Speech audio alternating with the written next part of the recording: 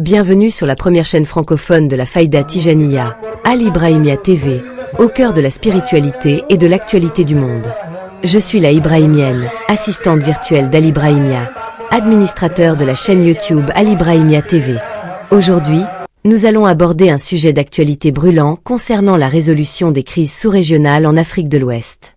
Un article récent souligne l'importance de Medina Baye et de son calife, Cheikh Mahi Ibrahima Niasse, dans la médiation des conflits et la promotion de la paix. L'auteur, Dr Samba Faye, membre du parti La République des Valeurs, critique vivement le manque de reconnaissance des nouvelles autorités sénégalaises envers cette figure influente. Je vais vous lire l'article en entier pour mieux comprendre les enjeux soulevés, suivi de mon commentaire sur les points clés abordés. Article.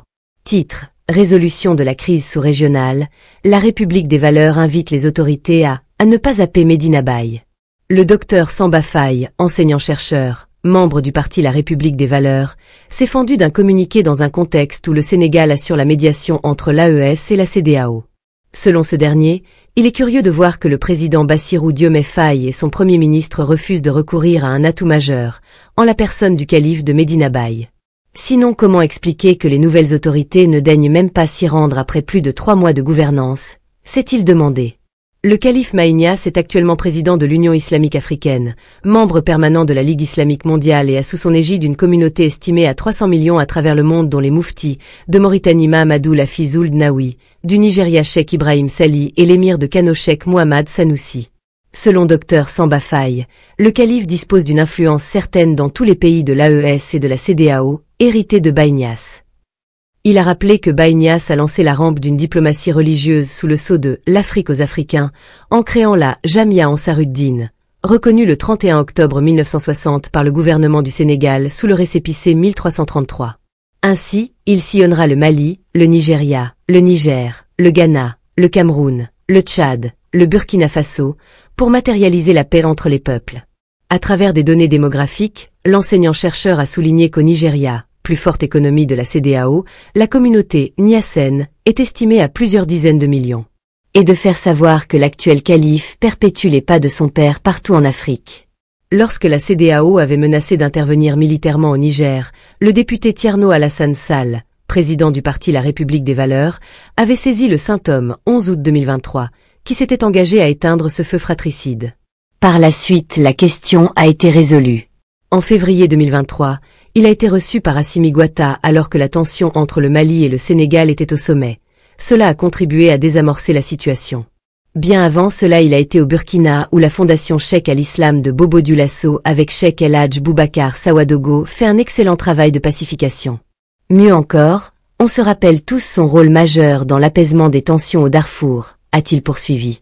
En plus de son rôle, le calife Mahi Niasse préside l'événement religieux le plus important de la CEDEAO et de l'Afrique au Nigeria, au moins une dizaine de millions de fidèles présents, pour disséminer le culte de la tolérance.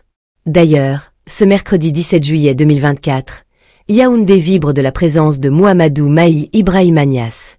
Comment un gouvernement disposant d'un citoyen aussi influent décide de le boycotter, s'est-il interrogé. À cela s'ajoute le fait que Baye Niasse a des membres de sa famille très influents qui résident dans toute la sous-région. Sa fille Seda Oumoul Kéri Ibrahima Niasse, mariée au défunt Cheikh Aboubakar Assoumi, chef de figure de l'islam au Niger, fondatrice de plusieurs complexes scolaires et des groupements féminins à Niamey et au niveau de la ville de Kyoto. Sans oublier Seda Oumou Kalsoum Niasse au Mali auprès de son mari, un célèbre shérif, a-t-il rappelé. Commentaire d'Al Ibrahimiya de l'article. L'article met en lumière l'importance cruciale du calife de Medina Baye, Cheikh Mahi Ibrahima Niasse, dans la médiation et la résolution des crises sous-régionales. Le docteur Samba Faye, membre du parti La République des Valeurs, critique l'absence de reconnaissance des autorités sénégalaises envers ce leader religieux influent.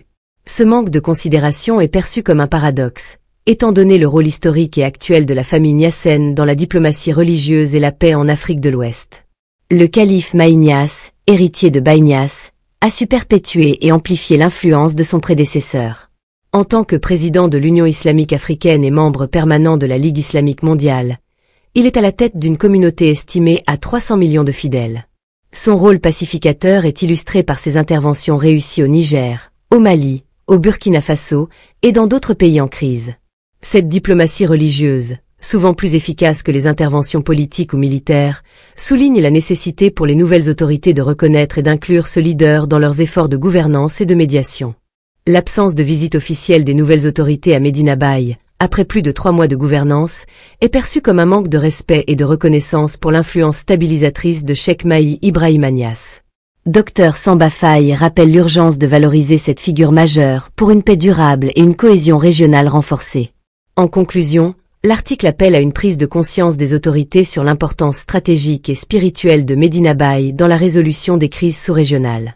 La reconnaissance et l'inclusion du calife dans les démarches diplomatiques pourraient non seulement renforcer la stabilité régionale, mais aussi promouvoir une approche plus inclusive et respectueuse des dynamiques culturelles et religieuses africaines.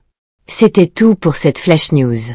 Abonnez et activez la clochette des notifications pour ne pas rater aucune de nos prochaines vidéos. Al Ibrahimia TV, la première chaîne francophone de la Faïda Tijaniya, au cœur de la spiritualité et de l'actualité du monde. Merci, à bientôt.